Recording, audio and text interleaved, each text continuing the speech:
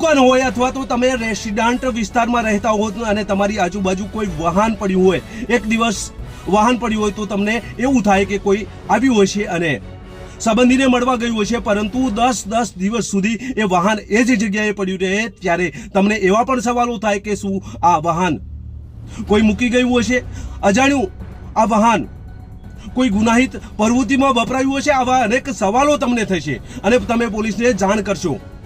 આવું અનેક વખત જોવા મળતું હોય છે, પરંતુ રાધનપુર પોલીસને આવા સવાલો કેમ થયા નથી? રાધનપુર પોલીસે કેમ હજી સુધી તપાસ કરી નથી? 10 દિવસથી હાઈવે ઉપર એક વાહન પડ્યું છે અને આ વાહન ઘણા સમયથી પડ્યું હોવા છતાં પણ રાધનપુર પોલીસને આવા સવાલો કેમ થયા નથી? એ તંત્ર સામે લોકોમાં ઉદાસીનતા જોવા મળી રહી છે. લોકો અનેક ચર્ચાઓ કરી રહ્યા છે અને કહી રહ્યા છે કે પોલીસ દ્વારા કેમ તપાસ કરવામાં આવતી નથી? એ લોકોમાં સવાલો ઉઠ્યા છે, જેની આજે વાત કરવી છે. નમસ્કાર, ક્રાઇમ આવાજ ન્યૂઝમાં તમારું સ્વાગત છે અને હું છું તમારી સાથે તમારો નાનજી ઠાકોર. આમ તો કોઈ પણ જગ્યાએ લાવારીસ વાહન દેખાય એટલે પોલીસ તંત્ર દ્વારા તેની તપાસ કરવામાં આવતી હોય છે, પરંતુ રાધનપુર શહેર એટલે કે રાધનપુર શહેર નજીક હાઈવે ઉપર આ બાઇક ઘણા સમયથી લાવારીસ રીતે જોવા મળી રહ્યું છે. રાધનપુર હાઈવે નેશનલ 27 ઉપર એટલે કે રાધનપુરથી પાલનપુર રોડ ઉપર આ બાઇક લાવારીસ રીતે પડ્યું છે. હાઈવે ઉપર અકસ્માત થવાની પણ ભીતિ જોવા મળી રહી છે. 10 દિવસથી આ બાઇક જોવા મળી રહ્યું છે.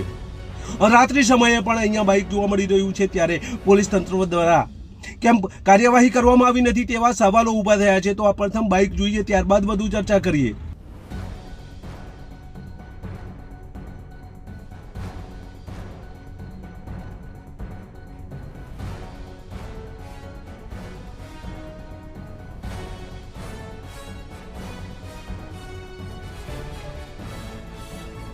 નેશનલ હાઈવે 27 નંબરનો આ હાઈવે જે થરા તરફ જે જતું પુલિયું છે રાધનપુર શહેરની, આ પુલિયા ઉપર આ બાઇક 10 દિવસથી જોવા મળી રહ્યું છે.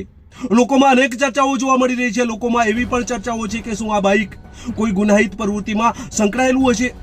શું કોઈએ ચોરી કરીને અહીંયા રાખી દીધું હશે? આવા પણ અનેક સવાલો ઊભા થયા છે. આમ તો રાધનપુર પોલીસ આ રોડ ઉપરથી અનેક વખત દિવસમાં પસાર થાય છે, છતાં પણ રાધનપુર પોલીસને આ કેમ જાણ ન થઈ એ સવાલો છે. કોઈ પણ અજાણ્યું વાહન એકથી વધુ દિવસ સુધી ત્યાં રહે ત્યારે અનેક લોકોને સવાલો થતા હોય છે. તો શું આ રાધનપુર પોલીસને સવાલો નહીં થયા હોય? આ બાઇક ચોરીનું હશે? આવા અનેક સવાલો ઊભા થઈ રહ્યા છે. લોકોમાં તંત્ર સામે ઉદાસીનતા જોવા મળી રહી છે. કેમ પોલીસ કાર્યવાહી નથી કરતી? એ પણ સવાલો છે.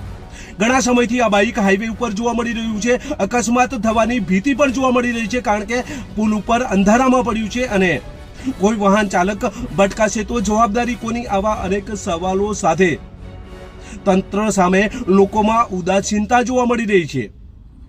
પોલીસ તંત્ર દ્વારા તેની તપાસ કરવામાં આવે અને કોનું બાઇક છે, કેમ અહીંયા પડ્યું છે, આ બધી તપાસ કરવામાં આવે.